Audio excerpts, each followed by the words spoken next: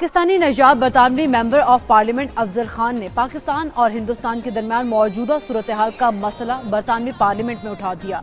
कहते हैं पाकिस्तान और भारत में हालिया कशीदगी सिर्फ इस खत्ते का नहीं बल्कि पूरी दुनिया का मसला है। बरतानवी हुकूमत को चाहिए कि दोनों मुमालिक के ताल्लुकात बेहतर बनाने में किरदार अदा करे। मजीद क्या कहा, आइए देखते हैं। Condemn all form of terrorism, and I think we all also understand that war is not an option. Many of us have raised this matter multiple times in Britain's Parliament, however have raised the same response from government time and time again. This is an issue between India and Pakistan. However, recent events reveal this issue is not just between India and Pakistan. It desperately requires international attention.